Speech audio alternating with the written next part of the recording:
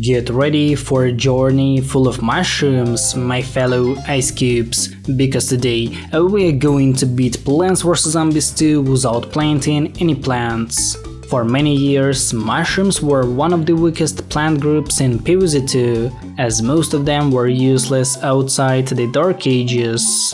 However, the situation has dramatically changed in recent years, as mushrooms are now experiencing their second renaissance, with the addition of new plants featuring unique mechanics, making them an important part of our time adventure. Now, the game has 17 different types of mushrooms, and I think it's a great idea to beat PvZ2 using only magic bodies. But before we start, let's begin with the rules of this challenge. First, I can only use shrooms, except for Sun-shroom. The game would be too easy if we used him. Second, no leveling up, and third, no power-ups. My rules aren't so strict, but I did my best to stick to them. Without further ado, let's begin our Shroom challenge. Our time adventure began with a few tutorial levels that didn't contain any mushrooms, but it was a great start because we received a hot sauce. Hey neighbor, can I borrow that hot sauce? I've been holding on to this taco for forever. No, Crazy Dave, don't. Oh, I didn't stop him. Unfortunately, it was the last time we tried such a delicious taco, so we have to go back in time to try it again. And that's how we appeared in ancient Egypt. Please wait 4,500 years for your taco to be ready. More or less? That doesn't smell right. I'm sure my taco is around here somewhere. But in the meantime, I'm sure we will find it, Crazy Dave. We didn't come here to have fun, we came only to get our taco back. Until day 5, we continued to learn this game and its features, but after beating day 6, we have officially started our challenge, as now we're able to choose plants that we want to. So I decided to beat day 7 using only Puff-shrooms, and I couldn't even imagine that it would be so hard. I didn't expect to see so many camels on a single level. There were too many of them, and they were really long. My Puff-shrooms are able to deal with only one zombie at a time, so those funny looking camels created lots of problems for me. Fortunately, I managed to survive until the end, but not without the losses. On day 8, I decided to try out Shadow-shroom as it looks really scary. No, seriously, I want to see a guy who drew such disgusting mushroom. He looks like a guy who drank too many cans of cola. Yet, the damage output combined with a hilariously low price makes it a good choice for a major part of my journey, so you will have to look at it for another 10 worlds.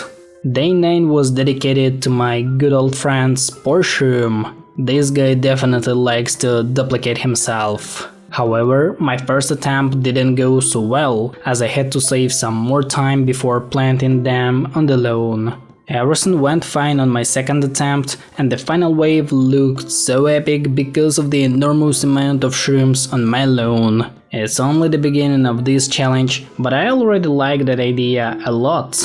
Day 10 began with planting magic shrooms to make my zombie friends eat a delicious cobblestone. That is the best way to get rid of those annoying gravestones. You know, I'm a guy who likes to create some problems for himself, so that's why I decided to beat that level using only magic bodies. It made me replay this level over and over, as the final wave became a trouble spot while I was trying to beat it. Yet, on my first attempt, I finally managed to align everything perfectly to achieve a perfect result. On day 11, I had to play with some pre-picked plants for me, so that's a good chance to tell you an interesting fact. Did you know that mushrooms are neither plants nor animals? They constitute their own kingdom, the fungi.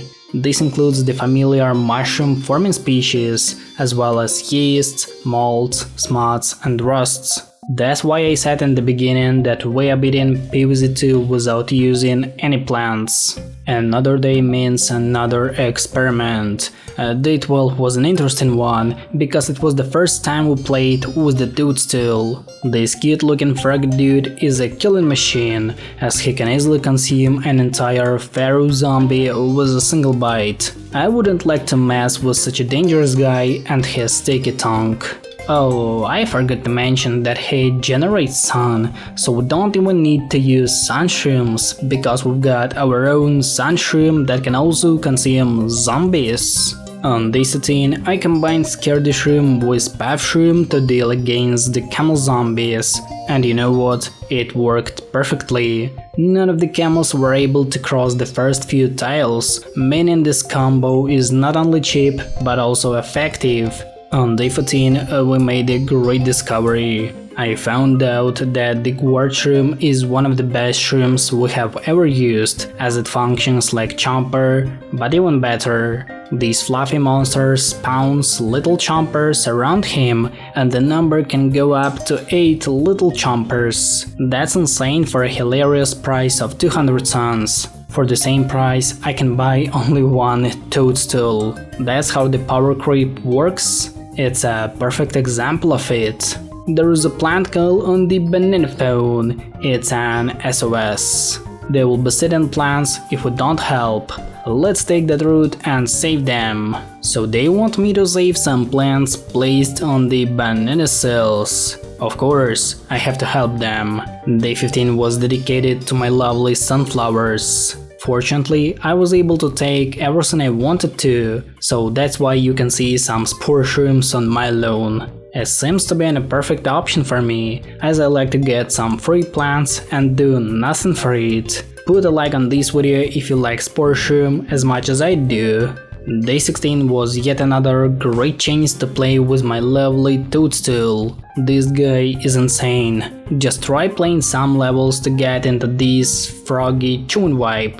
You won't regret doing that. Oh, and look at that. Bro just wanted to eat a cobblestone but accidentally got stuck in time.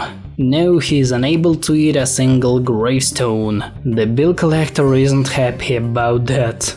Day 17 was a peak point of the Shadow-shroom, as this little guy clears the entire lawn with a single plant food. Don't you still believe that it's a cool plant? Because it really is. Don't even try to mess with him, otherwise you will be destroyed in a few seconds. Day 18 was the first last stand level, which I decided to beat in a unique way. My plan was simple. I had to plant as many Hypno-shrooms as possible and easily beat the level. However, the reality wasn't as simple as I imagined it. I didn't have a lot of plant foods to create a gargantuar for every lane, so I had to find a working solution for such a complex problem. You can beat this level only if you plant Hypno-shrooms at the right time and position, so you can hold the lawn mowers for the final wave. I was lucky, really lucky, as on my 5th attempt I finally beat that annoying level. On day 19, you can see the exact difference between the art style of Shadow-shroom and Puff-shroom with Doom-shroom. What was the point of drawing such an ugly shroom? Why did the PopCap developers accept such a bad artwork? I can't find a rational answer to my question. On day 20, I had to protect those sunflowers planted on the banana cells once again. I didn't want to reinvent the wheel, so I decided to use a goofy mushroom that can literally spam itself across the entire lawn. Everything went so smoothly that I didn't even understand that the level had finished. Spore-shroom is a definition of a good mushroom. On day 21, I broke lots of gravestones using my favorite Puff-shroom. Despite being free, this little guy creates lots of profit, so that's why you will see him really often. Yet it was just the beginning of our fun game, as later, little shrooms were substituted with giant frogs that didn't leave a single chance to any camel on the lawn. I think they like consuming cobblestone as much as zombies. On day 22, I finally decided to try out the Wampercini, the worst mushroom in PvZ2. Bro is just an overpriced walnut with an awful design. Let's say that everything went fine and I successfully beat that level. Day 23 was a unique one, as it was the perfect time to test the nuclear power of the Doom-shroom. Am I the only one who sees Creeper in such a cute looking mushroom? He isn't dangerous before biting him, so I can only recommend you to stay away from a pulsing dynamite. If you have a chance to get him, you definitely need to do that. Oh yeah, he easily took down the Gargantuar with only 2 explosions. Like I said, stay away from a charged creeper. Day 24 was an absolute banger, as it was the last stand level, which I decided to beat using the Spore-shroom. This mushroom is so cool that it created dozens of copies of itself while simply beating the level. Isn't that the best option to beat the last stand, as bro is undefeatable? Yeah, I lost a single lawnmower because of the heavy boys, but that's just the details. My taco tastes so close I can smell it. Beware, user Dave, Dr. Zomboss still stands in your way. What does that guy have against tacos and me eating them? I don't know, user Dave, Dr. Zomboss is a really strange guy. Unfortunately, day 25 didn't contain any mushrooms, so it was just a usual battle with Dr. Zomboss that lasted only 2 minutes. Look, Penny, a pirate key. It's piratey. This will enable us to travel to another time. Sounds salty. Taco ahoy!